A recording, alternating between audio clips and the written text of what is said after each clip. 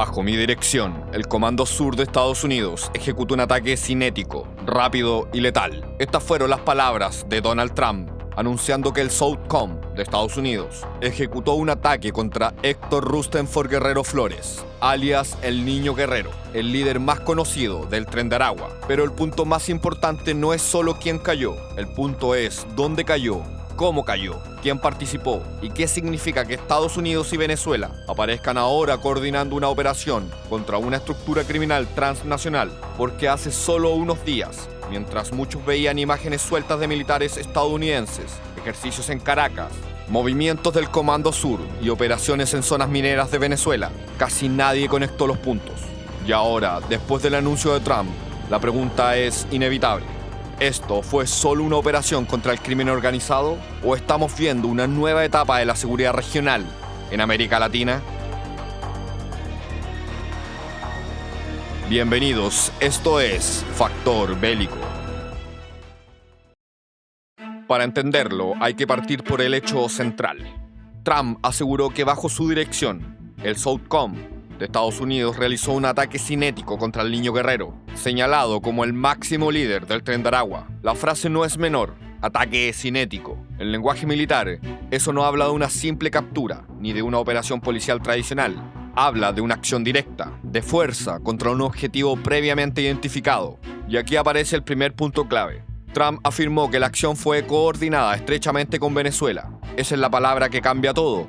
Coordinación. Porque durante años Estados Unidos y Venezuela estuvieron enfrentados políticamente, diplomáticamente y estratégicamente. Pero ahora aparece un escenario completamente distinto. Washington y Caracas cooperando al menos en seguridad, inteligencia y operaciones contra una misma amenaza. Y esa amenaza tiene nombre: Tren de Aragua. El Tren de Aragua no nació como un cartel clásico. Nació desde el mundo carcelario venezolano, especialmente desde la cárcel de Tocorón, donde la organización logró construir poder, control interno, redes criminales y una estructura que después saltó fuera de Venezuela. Lo que comenzó como una banda carcelaria terminó convirtiéndose en una red transnacional con presencia en varios países de América Latina, incluyendo Colombia, Perú, Chile, Ecuador y también Estados Unidos. Y eso es lo que hace tan importante esta noticia, porque el Niño Guerrero no era solo un delincuente buscado, era el símbolo de una organización que logró expandirse aprovechando rutas migratorias, fronteras débiles, cárceles vulnerables, economías ilegales y redes de extorsión. Pero hay otro elemento que vuelve esta operación mucho más delicada: las Claritas.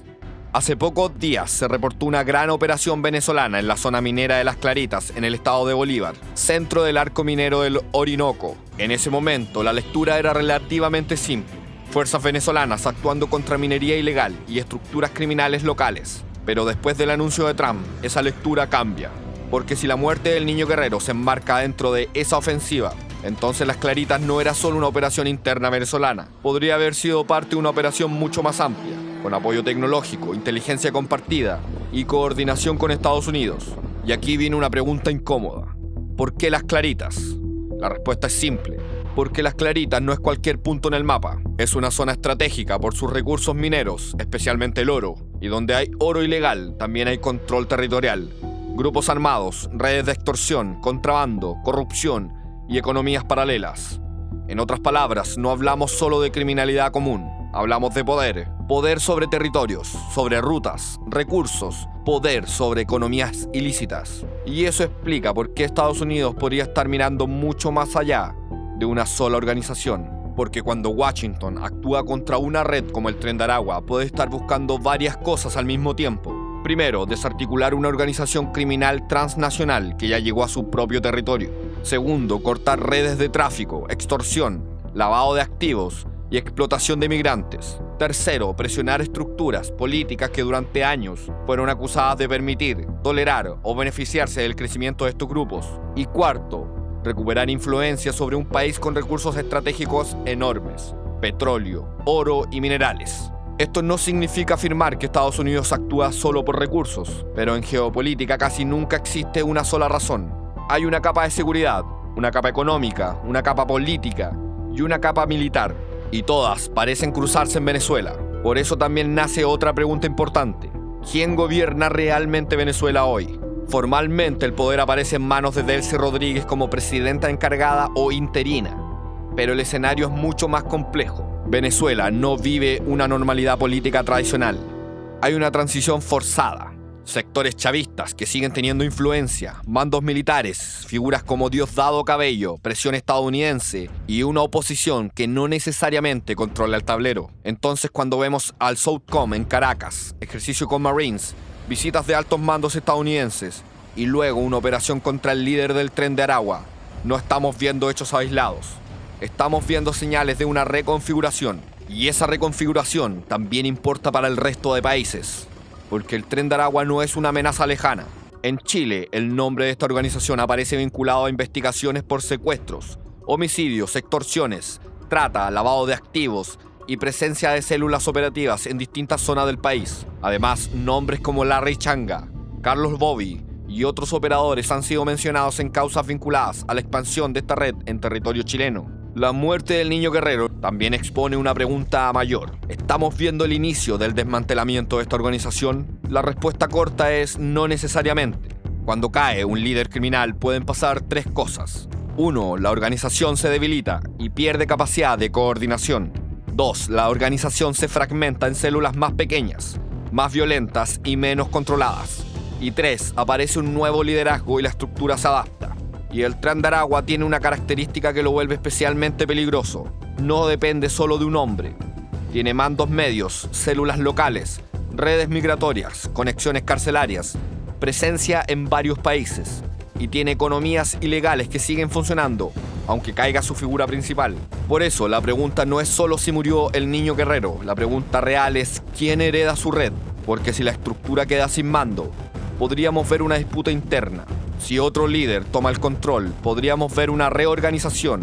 Y si los países de la región coordinan mejor sus operaciones, podríamos estar ante el golpe más duro que haya recibido el Tren de Aragua hasta ahora. Pero hay algo claro. Esta operación marca un antes y un después. Estados Unidos ya no está tratando al Tren de Aragua como una simple pandilla extranjera. Lo está tratando como una amenaza de seguridad hemisférica. Y Venezuela, al menos por ahora, aparece colaborando en esa ofensiva. Eso cambia el tablero.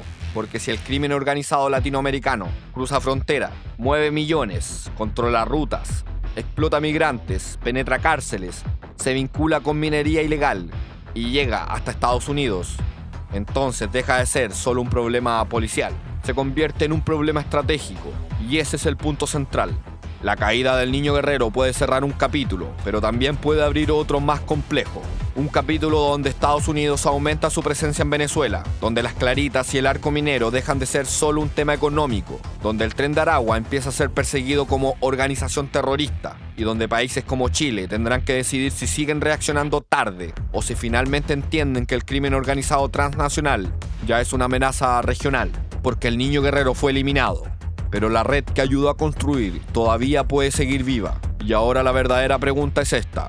¿Estamos viendo el principio del fin del Tren de Aragua o es apenas el comienzo de una nueva guerra por el control? Porque la muerte del niño guerrero puede parecer el cierre de una historia, pero en realidad podría ser solo el inicio de una etapa mucho más compleja.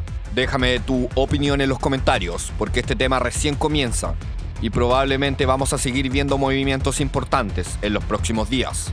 Si este análisis te aportó valor, apóyalo con un me gusta. Compártelo con alguien que necesita entender lo que está pasando en la región y suscríbete al canal para seguir acompañándonos en estos análisis de seguridad, defensa y geopolítica. Esto fue Factor Bélico. Aquí me despido. Cambio. Y fuera.